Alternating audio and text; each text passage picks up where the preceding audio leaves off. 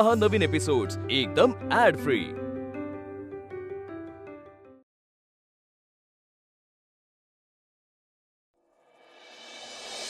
बरं मला सांग, तू मला काय इथे आणलंस?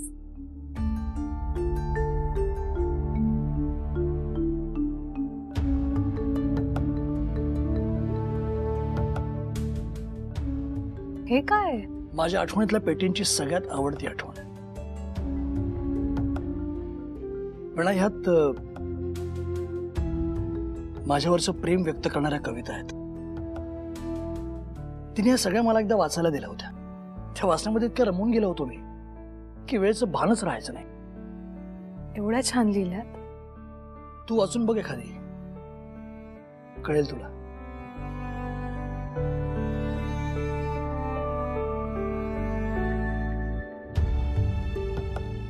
आता फक्त आठवणी राहिल्यात ग। तिच्यासोबत घालवलेले क्षण पुन्हा पुन्हा जगतो मी या डायरीमुळे।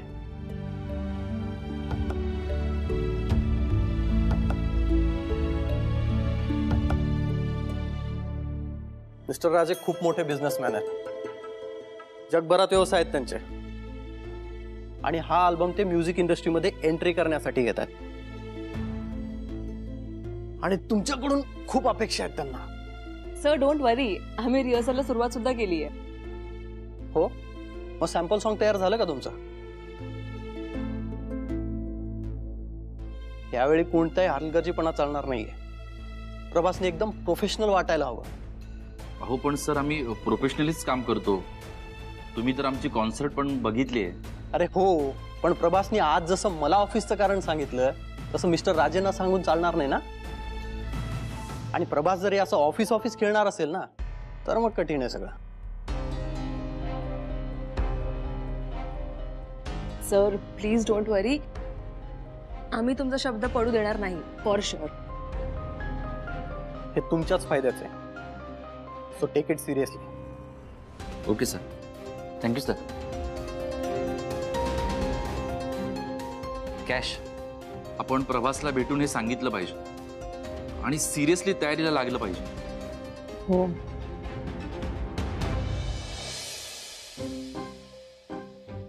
छान आहे ना शॉट? आवडला?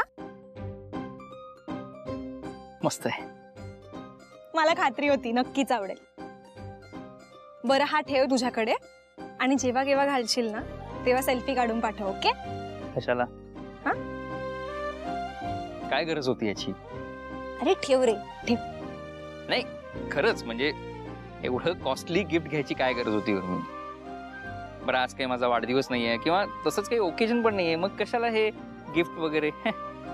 का मग तसं काही ओकेजन हवं का प्रत्येक वेळी? सहज प्रेमानं नाही देऊ शकत का? प्रेमानं दिलेल्या गोष्टींची किंमत नसते तुला?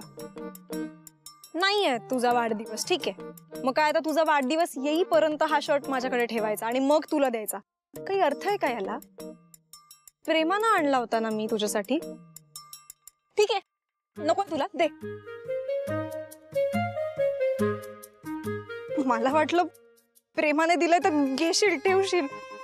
समोरच्या माणसाच्या प्रेमाची किंमत असते, भावनांची किंमत असते कोणाकोणाला, पण मीच वेडी आहे असा विचार करायला। नेक्स्ट टाइम पासून ना असा विचारच करणार नाही मी, लक्षात ठेवेन सगळं।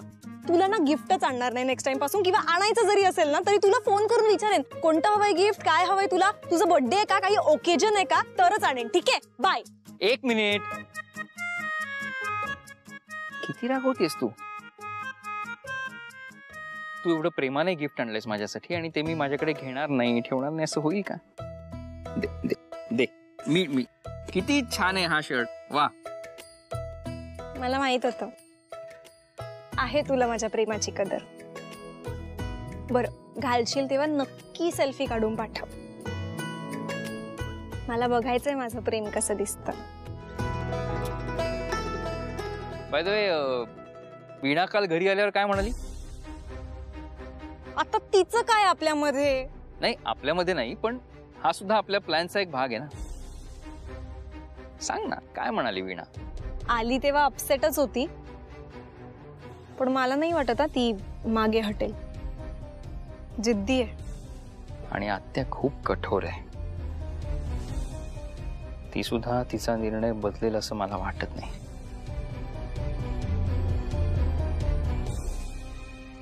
मला भेटायचंय तुझ्या आत्याला. काय? हा, भेटवेन कधीतरी. कधीतरी नाही, आत्ता. इतकं करूच शकतोस ना तू माझ्यासाठी? शर्टाची शपथ आहे तुला. शर्टाची शपथ देतेस तू मला? प्रश्न शपथेचा नाहीये. आत्या नाही ऑफिसमध्ये, घरी गेली. अच्छा, म्हणजे वीणाने कामाच्या मध्ये येऊन भेटलेलं चालतं पण मी नाही. तिला वेगळे नियम, मला वेगळे नियम, असं का? हा भेदभाव का? हे बघ, मी तुझ्या आत्याशी बोलले असते ना तर तुझाच फायदा होता त्याच्यात. तुला उपयोग झाला असता त्या गोष्टीचा. पण ठीक आहे, नकोय तुला, जाऊ दे. बाय द वे, आत्ता भेटलास त्यासाठी थँक्यू. शर्ट ठेवलास त्यासाठीही थँक्यू. बाय. ए किती रागवतेस ग तू? काय झालं एवढं रागवायला तुला? आता काय मी खुश होऊन जाऊ का? माझं काम नाही होतंय, मग मी रागवूनच जाणार ना, चिडूनच जाणार. मी असताना तुझं काम होणार नाही असं शक्य आहे का? तुला आत्याला भेटायचंय ना? चल. मी सांगेन तसंच वागायचं, तरच भेटवेन. ओके.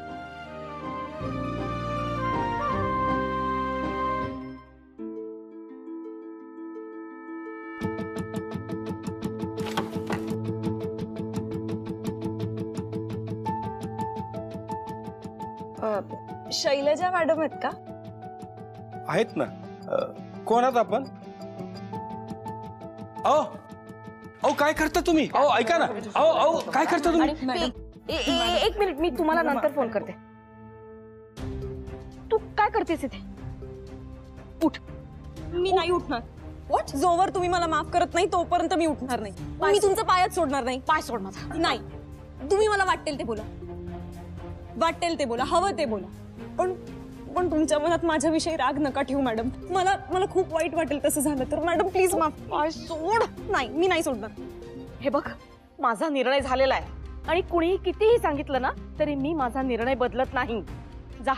जाऊन सांग त्या वीणा आणि प्रभासला, त्या दोघांचं नातं मी मान्य करणार नाहीये.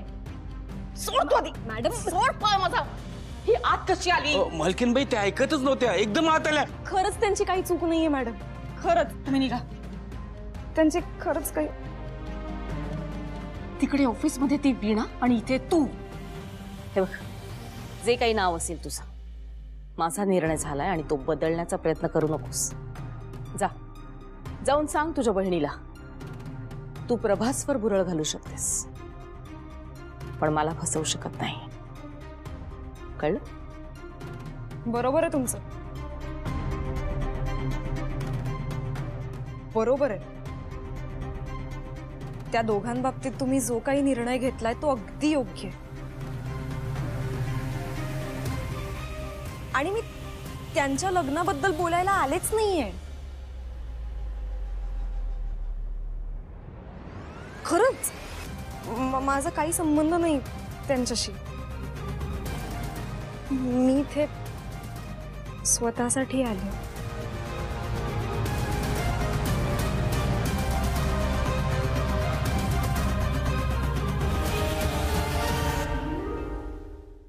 दुर्दैवानं ना, वीणा माझी बहीण, त्यामुळे तिच्यावरचा राग किंवा तिच्या बाबांवरचा राग तुम्ही प्लीज माझ्यावर नका काढू.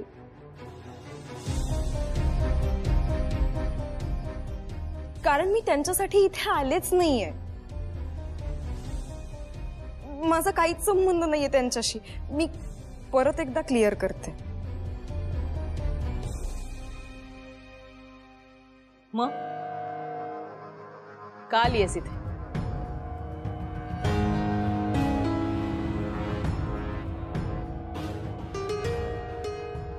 मॅडम, मी तुम्हाला खूप मानते, खरंच. मला ना तुमच्यासारखं बनायचंय. खूप मोठमोठी स्वप्न आहेत माझी, ध्येय आहेत.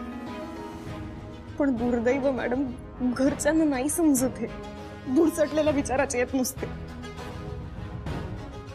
मुलींनी स्वप्नच बघू नये म्हणे. का का बघू नये स्वप्न मुलींनी? इतके भुरसटलेले विचार. मॅडम, माझी अवस्था तुम्हीच समजू शकता, कारण हे एवढं वैभव ऐश्वर्य तुम्ही स्वतःच्या बळावर उभं केलं. आणि म्हणूनच मी तुमच्याकडे आले. मला तुमच्यासारखं व्हायचंय मॅडम. मला माहिती नाही कितपत जमेल ते, पण प्रयत्न नक्की करू शकते ना मी खरं सांगते. त्या दोघांच्या लग्नाशी याचा काही एक संबंध नाहीये. मला त्याच्यात इंटरेस्ट पण नाहीये. खरंच शपथ. मला फक्त काम करायचंय, तुमच्यासारखं मोठं व्हायचं. प्लीज माझी मदत कर. काय हवंय एका शब्दात सांग.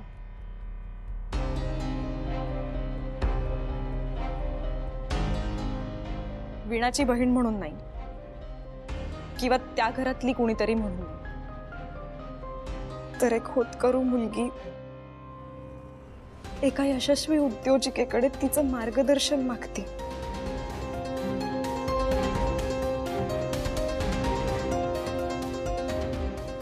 गुरु व्हाल माझ्या,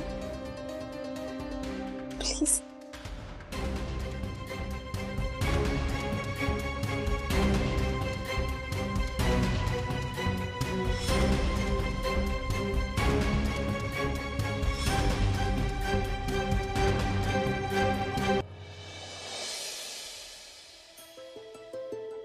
प्रभास, झालं की नाही गाणं लिहून?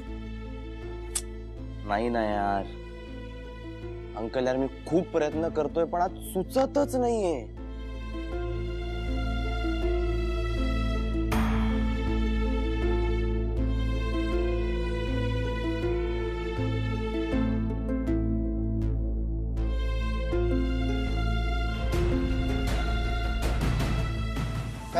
अरे काही नाही, हे बघ. प्रभास, तुला सुचत नाही असं होऊच शकत नाही. तू तर आमचा स्टार रायटर आहेस यार. Come on, think of something. Relax relax. सांग सांग, थॉट काय आहे सांग.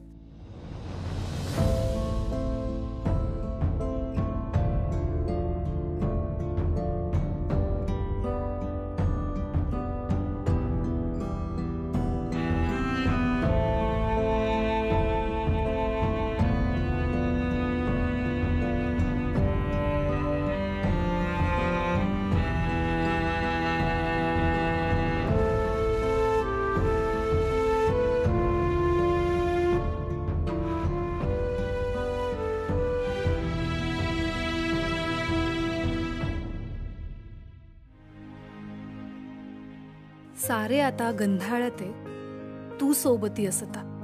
मनभर जरा रिमझिमते, तू सोबती असता. मौनातुनी रातही सरते, येता सयही मनी छळते. हुरहुर अंतरी दाटू लागते,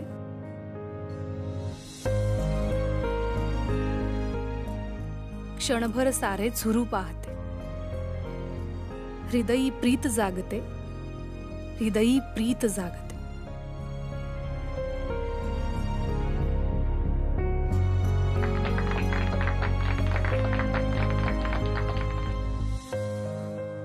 वाव, सुंदर कविता होती यार वीणा. काय सुरेख लिहितेस तू.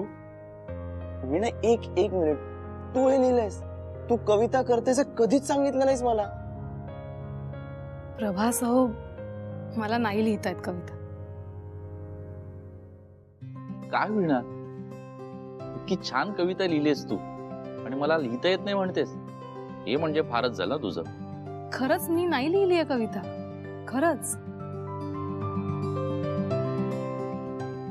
तू नाही लिहिली, मग कोणी लिहिलीये? ही कविता मला या डायरीत सापडली. आणि ही डायरी प्रभासच्या आत्तूची.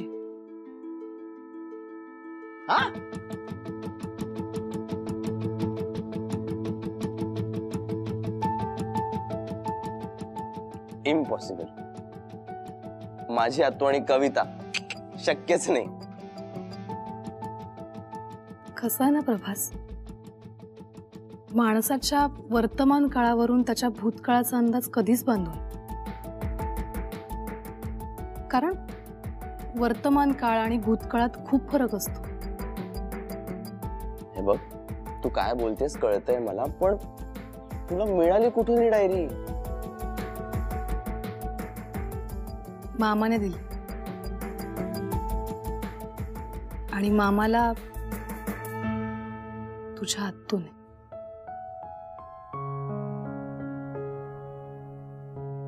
इतकी वर्ष त्याने ही डायरी जपून ठेवली होती. अब समझ में आया प्रभास के टैलेंट का राज. तुझ्या तर रक्तातच आहे रे हे. बरं झालं वीणाला ही डायरी मिळाली.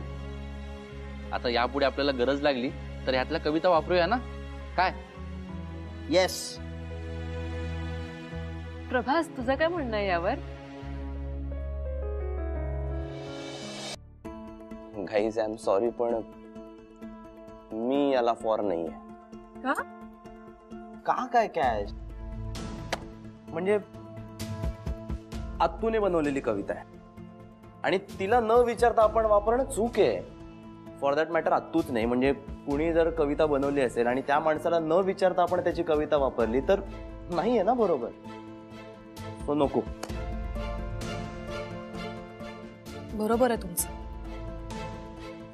पण जर ह्या कवितेवर आधारित असलेलं एखादं गाणं तयार केलं आणि त्यांना ऐकवलं तर?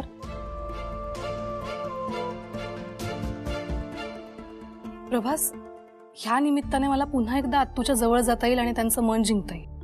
म्हणजे बघा ना, इतक्या वर्षांपूर्वी लिहिलेली कविता जर गाण्याच्या रूपात त्यांना ऐकायला मिळाली तर कदाचित आत्तू सुद्धा खुश होईल.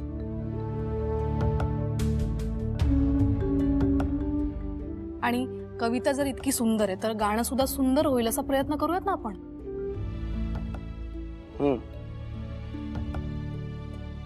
हे करू शकतो आपण. चला कामाला लागूया. लेट्स. हाय.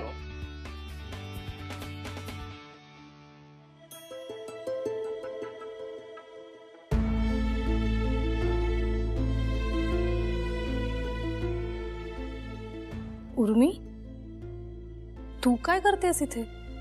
का? या आधी सुद्धा आले मी इकडे, मग आज एवढा शॉक का? तेव्हा वीणाचा पाय बरा नव्हता म्हणून तू यायचीस. आता सगळं ओके. ठीक आहे, तुम्हाला नाही आवडलंय मी इकडे आले तर मी निघते. बाय. उर्मी थांब. उगाच डोक्यात राग नको घालून घेऊस. मला फक्त एवढंच विचारायचं होतं की इथे कशासाठी आलीस? मी इकडे फक्त एवढंच सांगायला आले की आज मी सदावर्तेंच्या घरी गेले होते, शैलजा सदावर्तेंना भेटायला. काय?